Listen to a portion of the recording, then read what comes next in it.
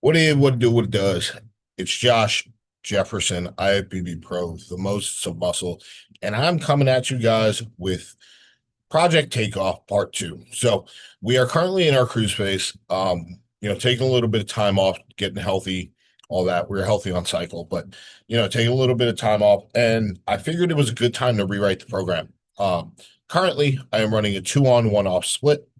So how the split goes is legs, push, rest, back and hams, delts and arms, rest, repeat. So how I have this whole thing kind of set up is that there is a legs A and a legs B. There's a push, there's a back day, and then delts and arms is kind of freestyle-ish. So you'll see all of that. I have it all written out. But the idea behind it is that if I'm training legs every 6 days, it's just far enough that progression on one's pattern could happen. But I want to still keep some variety in there. I don't just want to do a leg press. I don't just want to do a hack squat. I don't realistically have an idea of how long this, I guess, cycle of training is going to last me. But I would rather be able to progress on two things. That way I can see how it's trending, see where my recovery lies, and see if there's anything I need to change, as opposed to just having one and maybe I get stuck in a load and I'm eking out like a half rep a session. I would rather see some time between the sessions and see better recovery. So, with that said, let me pull up the actual page for us. Give me 1 second. All right. So, I'll pull myself down. Hope that all of this is not being seen by you guys. All right. So, again, I just want to make sure it's not all being seen. Cool. So right now we are looking at the push day, the pull day, and the delts and arms day. So I want to just get big into the leg day. Let me just zoom this in a little bit.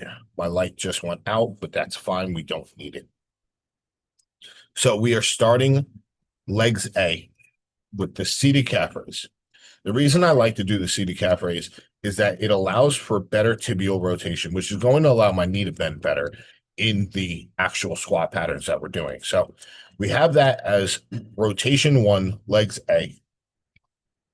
And then we have the standing calf raise for the same kind of idea for legs B. Now you'll see the tempo is a 3-2-1-2, which means 3 seconds on the way down, 2 seconds in the stretch, 1 second on the concentric. So just getting up, and then 2 seconds in the hold at the top. Reason for this is just making sure that we are not trying to put 7, 8 plates on something. We're trying to make sure that we're feeling the muscle. And this is less of a, we're still going to failure here, but I don't exactly consider these as work sets. The idea behind it is more so to get blood into the calf, get the ankle moving well, and then being able to get in the better ranges of dorsiflexion when we're in our hack squat, when we're in our leg press. So after that, seated leg curl. We have it as a 3-1-1-2 tempo. Now, it's not truly a two at the end. It's 3 seconds on the way up. There's full control there. We are just pausing it in the bottom to make sure that we are under control. Now, you'll see the rep range is an 8 to 10, a 6 to 8, and a 4 to 6. Again, the idea here is a little bit different. We are keeping the load exactly the same. I'm trying to use a heavy enough load that I could fail in 8 to 10 reps. Then taking a good amount of rest and going at it again for 6 to 8. And then lastly, we're going for a 4 to 6, but we're using partials on this set. We're going to move this until it no longer moves. We are loading the machine specifically more into the stretch. So it's a little bit different where we're still going to get a lot of benefit out of that partial range of motion. Now, I have found something like this to work very well for my arms, something like this to work very well for my delts. So we're throwing it in the seated leg curl. And we're going to see if that makes any sort of a difference in how my body is actually going to transform and how my hamstrings will grow. My biggest priority parts right now are going to be my hamstrings, my delts, my arms, and my chest. Next, we have hack squat or we have leg press. Now, the thing about the hack squat or the leg press is it does depend on the day. So if it's the hack squat day, which is legs A, We have the leg extension first. So it's a 3-1-1-2 tempo for 2 sets. The idea, again, is we're trying to a degree, pre-exhaust the quads, but more so, I'm trying to build a really strong connection before I go into my heavy hack squats so that every rep counts. A lot of people talk about sensation not really mattering. Strongly disagree. If on rep one of a 15 rep set, you can feel your quads firing really hard, you're going to get more out of that set than if it took you till rep 10 to feel those quads. So I like to make sure that I have those thoroughly warm. Now, for the leg press day, the reason that the leg press is first and the leg extension is second is that the leg press that I'm using, which is the horizontal hip press, you guys have all seen me use it on Instagram. I connect extremely well with my quads. We have a band on it. We have it loaded in a specific way so that the range of motion or the entire range feels heavy. Now, my quads have to fire to get the actual platform out of the bottom. And then because of the band, it's an accommodating resistance curve. So it gets harder as you press out. Doing this, my quads are lit up, and then I'm able to finish off with the leg extension. This feels fantastic. It makes my hips and my knees feel good, so I run with it. This is exactly how I ran it during prep. This is exactly how I'm going to continue to run it now. After that, we have hip thrust. Now, hip thrust has a B rotation, which is a Bulgarian split squat. Now, I have that as a contralateral load here. So whatever foot is being worked, the dumbbell's in the opposite hand. I may hold on to something, I may not. It kind of depends on how I'm feeling at that point in the session.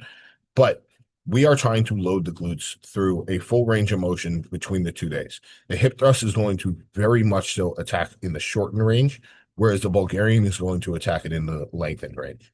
If we can hit both, and we do it effectively, and we do it progressively, we will have big striated glutes on stage. If we are sitting there and we are half-assing the leg stuff, or half-assing the glute stuff, literally, we're not going to grow the same amount of muscle tissue. We're not going to be in a position to make the most amount of progress there. After that, we have the adductor. Now, adductor, it doesn't say it on here, but I'm always going to use a partial on the adductor. I think that that's one of those muscle groups that the more you fill it with blood, the bigger it will get. And because it's such a viable part of the stability in your hack squat, in your leg press, even though those are externally stabilized, I like to keep them at the end. It makes everything else just feel better. And realistically, I will end this last set with a large, long stretch.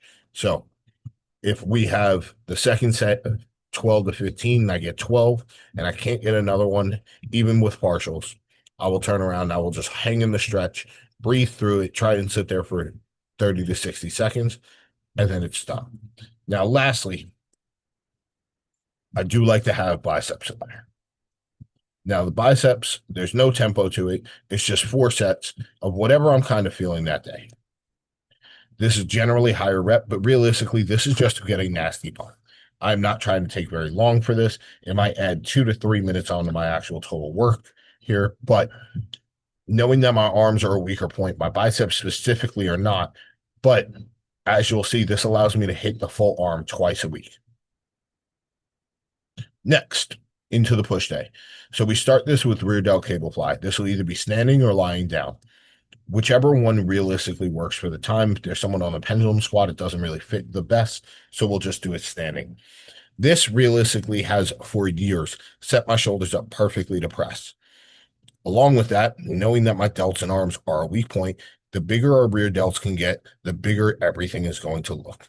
I believe firmly that when you have a big rear delt, it's going to almost push the side delt out more. Now, that doesn't exactly make sense, but if you think about how the shoulder wraps around, the bigger one specific muscle is, the more it's going to change your posture. So if I want to turn around, I want to make sure, because think about it like this too. Muscles do one thing, they pull. They pull from origin to insertion. So if I'm sitting there and I have massive rear delts, my chest is going to be more open. It's going to pull me back because those muscles are just doing what they're supposed to do. Now, you are going to get some mid-trap in there. That's just inevitable. If you have shoulder retraction, you're going to get mid-trap. So with the idea of that, I'm now setting a very strong and stable place for me to press from. After that, we go into dumbbell lateral raises. My dumbbell lateral raises do not resemble, the perfect scapular plane dumbbell lateral. It's more of a mix between a dumbbell lateral and a high pull. So when I'm when I'm doing the movement, I'm thinking about pulling my elbows out and up as opposed to just trying to sweep out towards the floor. This allows me to get partials. This allows me to turn around and turn it into a high pull at the end. I'm just trying to fill this delt up with as much blood as possible. This is then followed by a much more controlled scapular plane movement in the lion cuff lateral raise. This is where we're kind of milking out the rest of what the delt has because the dumbbell lateral is going to be extremely biased towards the short range. Depending on where I set up the cable for the cuff lateral raise, if the cable is pretty much horizontal to my arm, then I will be able to get much more out of the lengthened range, which is going to overall just give me a better ability to contract the delt. This has worked tremendously well. I've run these sessions for about 3 weeks now. And when I tell you that my delts have never quite felt how they do right now, I am ecstatic about the progress I'm seeing. After that, we have the incline hammer strength press. Now, almost every hammer strength machine is not exactly the best design machine. They're extremely heavy in the short. So when you're positioning them in your training, they need to be early in the session because you are going to fatigue in the shortened position of any muscle group significantly faster than you will in the lengthen. So when I use this press specifically, I am trying to get just to the top. I'm not locking my elbows. I'm slowly coming back down. I almost want a micro pause in the bottom. I like to say to all of my clients whenever I'm doing this, act like someone's trying to take a picture of you at the bottom of the rep. You don't want that picture to be blurry. You want to have full control in the bottom and explode back up. Again, soft elbows at the top, making sure that I'm thinking about driving my elbow across, up and across my pec. From there, we do the stride flat press. Now we have 3 sets here. The stride flat press has the ability to be loaded into the lengthened, into the shortened, it has the cam feature. So what I like to do is for the first set, I do an overhand grip, a pronated grip. And this is my strength set. I'm trying to see how much weight I can move for the 8 to 12. There's no pauses in the bottom. It's just a matter of staying in full control and see how much weight you can. The next 2 sets, one of which is going to be pronated, one of which is going to be neutral grip. This is where I'm going to pause in the bottom. Now, as I go through the sets, I'm going to load more and more into the length. And this allows me to turn around and almost do a mechanical drop set or mechanical overload realistically in the lengthened range. So as I'm still strong there, I'm able to get more out of these movements and keep the load generally about the same. Obviously, the rep range is up a little bit, so the load has to come down slightly. Again, not locking out any of these. I do not want my triceps to take over at any point, so we're trying to keep this in the chest for as much of the process as we can. From there, we go into the pec deck. Now, the pec deck, I hate watching people use the pec deck and use an abusive amount of weight. That's one of, if not the dumbest thing I see on a daily basis, is people gym pinning the pec deck. Your chest should not be able to do a fly with more weight than you can bench. Simple as that. So you are going from your arm out to your side to getting your arm as tight into your chest as possible, driving the bicep across. This needs to almost feel like a concentration curl would.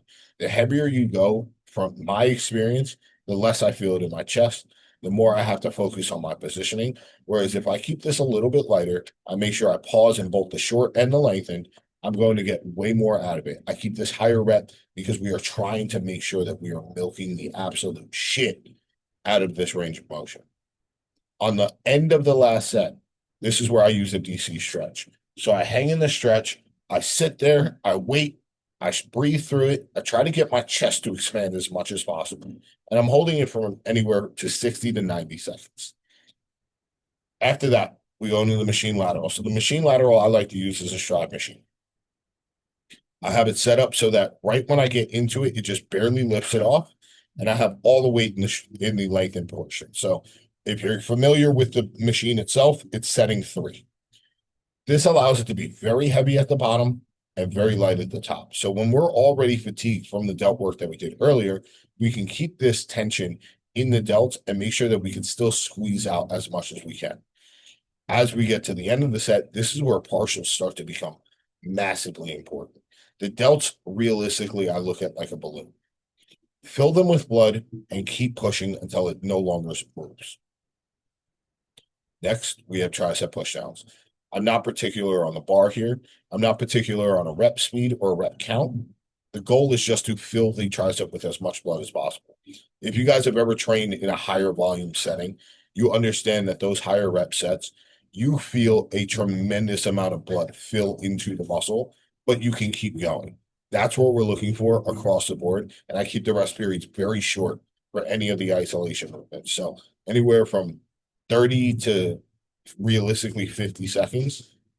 What I like to do is I get up, I walk over towards my intro, and I walk back. It's a perfect amount of time for me. So tricep work, pushing until absolute failure, doing partials, making sure that I'm just having fun with it, blowing up the triceps. Now we're into the pull day. God, I love this pull day already. So starts with 3 sets of lying leg curls. This is the same idea as the seated leg curl. Again, the hamstrings are a massive, massive, massive need for my body. If I want to be on stage as an open pro bodybuilder, I need my hamstrings to hang. I need to be able to keep up with the guys who are significantly shorter than me in order for me to actually be a good pro. After that, we have Smith SLDL. I have an emotional attachment to stiff leg deadlifts or RDLs in general. It's just always going to be there. It's something that's a little tapped in my head, but I love it. So I have this as a one by 10 to 15. This is a full sentence set. Give it everything you got. Now, I got asked the other day by Malik. Shout out Malik. Shout out. I don't remember his YouTube channel. I think it's Malik the Storm. Go shoot him a subscribe. Great dude. He asked me the other day why I switched from dumbbell. Realistically, the reason I switched from dumbbell to Smith machine is that the dumbbells were just, I was able to do too many reps with the heaviest dumbbells we have here. So had to switch over to the actual landmine or to the Smith machine. That way I can load it up a little bit more. Now, I'm not sure how much longer this is going to be in the plan because I've hit all-time PRs on this machine now. Uh, and I'm starting to get to a point where it's more fatiguing than it is hamstring work. So we might have to switch up the movement pattern to almost be a little bit more controlled. We might have to do a longer eccentric here. And I've done that before, and I've done a long pause, I've done the deficit. It still always gets right back up to around about the same number. So let's see how this progresses over the next couple of weeks. I would love to see this at 5 plates and a 25 per side for 10 to 15. And then from there, I will back the weight back down, make it a little bit slower, make it a little bit more controlled. After that, we have the single arm landmine, bro. This has been a massive, massive game changer for me. So I do this on the T-bar row. I stand so that the bar comes directly back towards my hip. I'm standing in front of the plate so that they don't hit me. And this allows me to really just fire my elbow into my rib cage and target a little bit more lat. Now, the way I do this, I let the shoulder go all the way forward and I then pull it back from there. So technically, this would actually hit more upper back as well. But I'm not exactly targeting any specific part of my back with this movement. The bias is set up to be a lat row. But realistically, this is more for thickness. I'm trying to put as much tissue on my body as possible. So I'm trying to use a heavy load, grip and rip, and give it everything I got. After that, this is where we start to become a little bit more sniper-like. Single arm DY row, I move all the way over to the side, and I'm going to turn around and think about dragging my elbow down and through my hip the entire time. In general, I didn't like the DY row for a long time. I thought it was a